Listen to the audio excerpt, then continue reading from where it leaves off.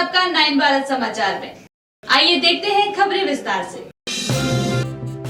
Nobel पुरस्कार विजेता मोहम्मद यूनुस को बांग्लादेश की अंतरिम सरकार का प्रमुख नियुक्त किया गया। घर खरीदारों को मोदी सरकार देगी बड़ी राहत, LTCG टैक्स नियम बदलने का प्रस्ताव। उत्तर प्रदेश, सड़क दुर्घटना में दूध टैंकर की लूट, ट्रक ड्राइवर की मौत। स्वच्छ बायो तेलंगाना में 1000 करोड़ रुपए का निवेश करेगी। Sponsored by Exclusio Decorative Surface, Acrylic, Interior Clads, Nurani Libas, Ready-made, Textiles, Stitching. Ewers, प्यार से घर संवारने दो। बांग्लादेश के नोबेल पुरस्कार विजेता माइक्रो फाइनेंस के पायनियर मोहम्मद यूनुस को प्रधानमंत्री शेख हसीना के बाहर होने के बाद अंतरिम सरकार का प्रमुख नियुक्त किया गया। ये घोषणा बुधवार की सुबह बांग्लादेश के राष्ट्रपति मोहम्मद शहाबुद्दीन द्वारा की गई। राष्ट्रपति शहाबुद्दीन सैन्य नेताओं और भेदभाव के खिलाफ छात्र समूह के प्रमुखों की बैठक में यूनुस को प्रमुख बनाकर एक अंतरिम सरकार बनाने का निर्णय लिया है। शहाबुद्दीन ने प्रेस कार्यालय में बताया। छात्र समूह के नेता नाहिद इस्लाम ने राष्ट्रपति भवन में 3 घंटे की बातचीत के बाद पत्रकारों को इस निर्णय की पुष्टि दी है। शहाबुद्दीन ने हसीना के डिपार्चर के बाद हुए घातक विरोध प्रदर्शनों के मद्देनजर राष्ट्रीय पुलिस प्रमुख को भी बर्खास्त कर दिया और उनके स्थान पर एक नए प्रमुख की नियुक्ति की। केंद्र की नरेंद्र मोदी सरकार ने घर या जमीन के खरीदारों को टैक्स के मोर्चे पर बड़ी राहत देने की तैयारी कर ली। दरअसल सरकार ने सदन में पेश किए गए वित्त विधेयक में एक संशोधन का प्रस्ताव रखा। इसके तहत अब टैक्स पेयर्स को 23 जुलाई 2024 से पहले खरीदी गई प्रॉपर्टी के लिए इंडेक्सेशन के बिना 12.5% long term capital gain tax यानी कि LTCG या इंडेक्सेशन के साथ 20% दर चुकाने की अनुमति मिल जाएगी। आपको बता दें कि 23 जुलाई को वित्त मंत्री निर्मला सीतारमण ने आम बजट पेश किया। इसी वजह से 23 जुलाई 2024 से पहले के घर खरीदारों को राहत दिए जाने का प्रस्ताव है। आसान भाषा में समझें तो टैक्स पेयर्स जुलाई 2024 के 23वें दिन से पहले की खरीदी गई या हासिल की गई प्रॉपर्टी पर नए सिरे से लॉन्ग टर्म कैपिटल गेन की गणना कर सकेंगे। उनके पास 2 विकल्प मौजूद होंगे। नई स्कीम में बिना इंडेक्सेशन के 12.5% LTGC का भुगतान कर सकेंगे, तो पुरानी स्कीम में इंडेक्सेशन के साथ 20% LTGC का भुगतान करना होगा। इसमें से जो सबसे कम हो वही विकल्प चुनना टैक्स पेयर के लिए फायदेमंद साबित होगा।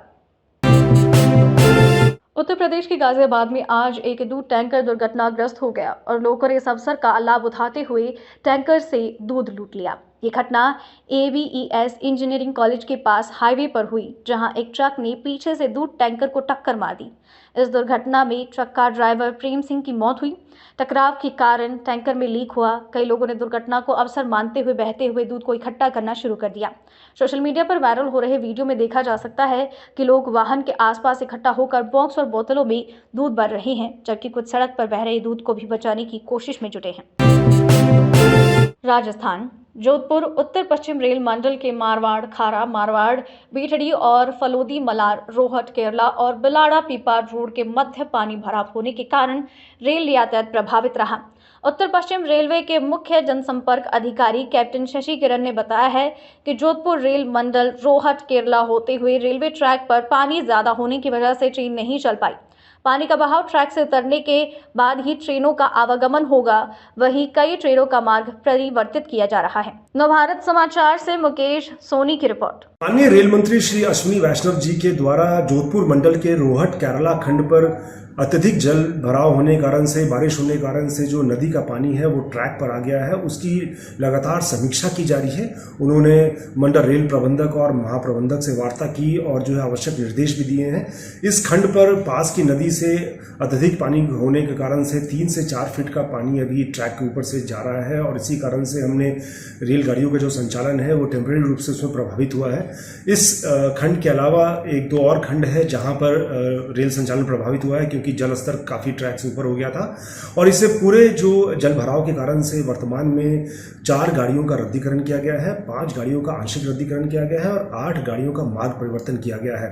पूरे खंड पे हमारी लगातार जो इंजीनियर्स की टीम है वो निगरानी कर रही है, अधिकारी वहाँ साइट पर मौजूद हैं। हमने वहाँ पे जो रिजर्व मानसून जो भाजपा विधायक मीनाक्षी सिंह का एक वीडियो सोशल मीडिया पर वायरल हो रहा है, जिसमें वो अधिकारियों को ये कहते हुए दिख रही हैं कि जनता से माफी मांगो, अन्यथा जूता निकालकर इतना मारेंगे कि भूल जाओगे।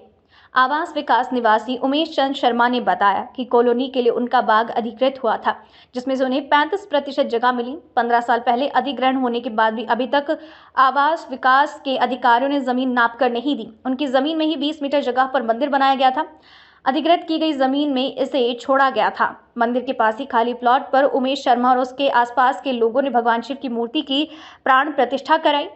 मंगलवार दोपहर को आवास विकास के अतिरिक्त अभियंता एसपी सिंह, अवर अभियंता अजब सिंह, कनिष्ठ सहायक गौरव दीक्षित टीम के साथ मौके पर पहुंचे।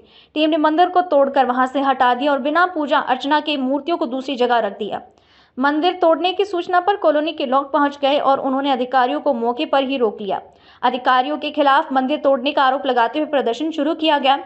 हंगामा होने की सूचना पर सीओ भास्कर मिश्रा, एसडीएम दुर्गेश सिंह और विधायक मीनाक्षी सिंह भी मौके पर पहुंची। विधायक ने आवास विकास के अधिकारियों को धमकाते हुए कहा कि लोगों से माफी मांगो, नहीं तो जूता निकालकर इतना मारेंगे कि भूल जाओगे। मौके पर करीब 2 घंटे तक हंगामा चलता रहा। बाद में अधिकारियों ने विधि विधान से मंदिर स्थापित कराने का आश्वासन देकर लोगों को शांत कराया। श्रीरंगपुर मंडल के जनमपेट गांव में मंगलवार को एक मकान मालिक उस समय हैरान रह गया जब उसने अपने घर के बाथरूम के पास एक मगरमच्छ को देखा। 5 घंटे के बचाव अभियान के बाद वन अधिकारियों ने सागर स्नेक सोसाइटी के स्वयंसेवकों के साथ मिलकर मगरमच्छ को पकड़ लिया और उसे बीचूपल्ली में कृष्णा नदी में छोड़ दिया। सुबह करीब 3:45 पर गली के कुत्तों के बार भौंकने से परेशान होकर घर के मालिक नागन्ना की नींद खुली और उन्होंने मगरमच्छ को देखा, जो संभवतः आवारा कुत्तों द्वारा पीछा किए जाने के बाद पास के रामसमुद्रम नाले से घर में घुस आया था। मकान मालिक ने तुरंत 100 नंबर डायल किया और वन अधिकारियों और सागर स्नेक सोसाइटी को इसकी सूचना दी। ऑल इंडिया मजलिस-ए-इत्तेहादुल मुस्लिमीन AIMIM के सांसद असदुद्दीन ओवैसी ने मंगलवार को केंद्र से हज कमेटी ऑफ इंडिया में भ्रष्टाचार के आरोपों की CBI जांच का आदेश देने की मांग की। ओवैसी ने लोकसभा में हज कमेटी का मुद्दा उठाया और कमेटी के अधिकारियों पर गंभीर आरोप लगाए, अलेजिंग कि वो भ्रष्टाचार में लिप्त हैं और भारतीयों से रिश्वत लेते हैं। उन्होंने CBI से एक पूरी तरह से जांच करने की मांग की ताकि कथित भ्रष्टाचार की व्यापकता का पता लगाया जा सके। हालांकि हज कमेटी के CEO की नियुक्ति के लिए नोटिफिकेशन नंबर 2023 में जारी किया गया था, लेकिन अब तक कोई स्थायी CEO नियुक्त नहीं किया गया। इसके कारण हाल ही में सऊदी अरब जाने वाले भारतीय हाजियों को कई समस्याओं का सामना करना पड़ा। कुछ कमेटी अधिकारियों ने सऊदी अरब में भारतीय हाजियों के लिए निम्न गुणवत्ता की इमारतें चुनी, जिससे उन्हें असुविधा हुई। हैदराबाद के सांसद ने यह भी मांग की है कि निजी टूर ऑपरेटर्स के लिए एक नीति बनाई जाए और हाजियों को किसी भी कठिनाई से बचाया जा सके। 3/11/2023 को दिया गया था, उसके बावजूद भी एक परमानेंट CEO को अपॉइंट नहीं करने की वजह से हज कमेटी में जो हाजी हिंदुस्तान से सऊदी अरब जाते हैं, वहां पर जो करप्ट ऑफिशियल है सब स्टैंडर्ड बिल्डिंग का सिलेक्शन करते हैं और हमारे हिंदुस्तान के हाजियों को बड़ी तकलीफ हुई। CEO नहीं रहने की वजह से वहां के अहदेदारों ने मीना, मुजदलफा, अरफात में कंपनी को जो दिया जाता है हाजियों की खिदमत के लिए उनसे पैसे लिए। प्राइवेट टूर ऑपरेटर सर, उनका लाइसेंस रिन्यू नहीं किया जाता जब तक एक हाजी के ऊपर 1 लाख रुपया रिश्वत नहीं दी जाती उन ऑफिशियल्स को। मैं आपको ये बता रहा हूं कि इन ऑफिशियल्स का 8 साल से मिनिस्ट्री में है, CSS रूल्स के खिलाफ है, ट्रांसफर नहीं होता। एक अहदेदार को सस्पेंड टर्मिनेट कर दिया गया, उसके रिश्तेदार दिल्ली में काम कर रहे हैं 50-60 हज़ार तनख्वाह पर। गैर जरूरी तौर पर मुंबई में 35 लोगों को निकाल दिया गया नौकरी से। मेरा आपके जरिए से हुकूमत से मुतालबा है कि CBI के जरिए हज कमेटी करप्शन की इंक्वायरी करवाई जाए, उन तमाम अहदेदारों को हटाया जाए और आखिर में सर प्राइवेट टूर ऑपरेटर्स के लिए गवर्नमेंट एक सिस्टम बनाए ताकि इन प्राइवेट टूर ऑपरेटर्स को करप्शन से बचाया जाए। हज कमेटी से जो गरीब हिंदुस्तान के हाजी जाते हैं उनको तकलीफ से बचाया जाए, मेरा हुकूमत से मुतालबा। स्वच्छ बायो एक बायोफ्यूल निर्माण कंपनी ने तेलंगाना में बायोफ्यूल प्लांट स्थापित करने के लिए 1000 करोड़ रुपए से अधिक के निवेश की घोषणा की है। कंपनी ने पहले चरण में 1000 करोड़ रुपए से अधिक की पूंजी का निवेश करने की घोषणा की, जिससे प्लांट में 250 लोगों को रोजगार मिलेगा और 250 अतिरिक्त सहायता और अन्य भूमिकाओं में काम मिलेगा। स्वच्छ बायो ने सरकार के साथ एक समझौता किया है, जिसके तहत कंपनी के अध्यक्ष प्रवीण पारिपाटी ने मुख्यमंत्री रेवंत रेड्डी के साथ बैठक की। ये बैठक मुख्यमंत्री के अमेरिकी दौरे के दूसरे दिन के औपचारिक बैठकों के दौरान हुई। आईटी और आईटीएस कंपनियों ने भी तेलंगाना में निवेश में गहरी रुचि दिखाई है। स्वच्छ बायो का अंतर्राष्ट्रीय भागीदार सुगणित बायो रिन्यूएबल्स ने बायोफ्यूल और बायोकेमिकल्स के उत्पादन के लिए एक पेटेंटेड और व्यावसायिक तकनीक विकसित की है, जो तेलंगाना सरकार के सतत और पर्यावरणीय विकास की सक्रिय प्रयासों में योगदान करेगी। इसके अलावा ट्रिजन टेक्नोलॉजीज, जो एक वैश्विक डिजिटल और इंटेलिजेंस सॉल्यूशंस प्रदाता है, उन्होंने हैदराबाद में एक AI इनोवेशन और डिलीवरी सेंटर की स्थापना की है। इस केंद्र में अगले 3 वर्षों में 1000 से ज़्यादा लोगों की नियुक्ति, प्रशिक्षित और विकसित किया जाएगा। कंपनी, जिसकी कुल आय $160 मिलियन से ज़्यादा है, वर्तमान में हैदराबाद में 100 लोगों को नियुक्त करती है, जबकि इसकी वैश्विक टीम में 2500 से ज़्यादा लोग हैं, जिनमें से 1000 भारत में हैं। हैदराबाद के कथेदान मेलार देवपल्ली में मंगलवार शाम को एक स्कूल बस पलट गई, जिसमें 9 छात्र घायल हो गए। ये बस एक निजी स्कूल की थी और स्कूल से बच्चों को उनके घर के लिए छोड़ने के लिए जा रही थी। पुलिस के एक अधिकारी ने बताया कि ड्राइवर ने बस को रोकने के लिए हैंड ब्रेक लगाया था। हालांकि जब एक छात्र बस में चढ़ रहा था, उसने गलती से ब्रेक हटा दिया। इसके कारण बस पीछे की ओर चलने लगी और एक कार से टकरा गई। टकराव के बाद बस पलट गई। दुर्घटना के परिणाम स्वरूप बस में सवार छात्रों को हल्की चोटें आई। घायल छात्रों को तुरंत पास के एक स्थानीय अस्पताल में भर्ती किया गया, जहां उनका उपचार किया जा रहा है। पुलिस ने दुर्घटना की रिपोर्ट दर्ज कर ली है और मामले की जांच शुरू कर दी। अधिकारी दुर्घटना के कारणों और सुरक्षा मानकों की जांच कर रहे हैं, ताकि भविष्य में ऐसी घटनाओं को होने से रोका जा सके।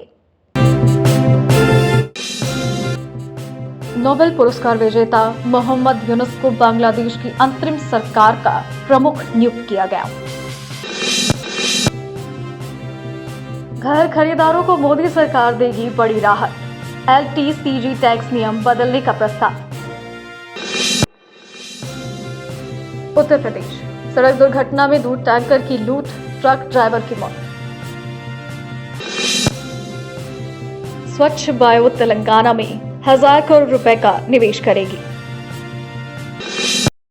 Sponsored by Exclusio Decorative Surface, Acrylic, Interior Clads, Nurani Libas, Ready-made, Textiles, Stitching. E-was, प्यार से घर संवारने दो। अभी के लिए इतना ही। लगातार खबरों के लिए बने रहिए हमारे साथ। नमस्कार।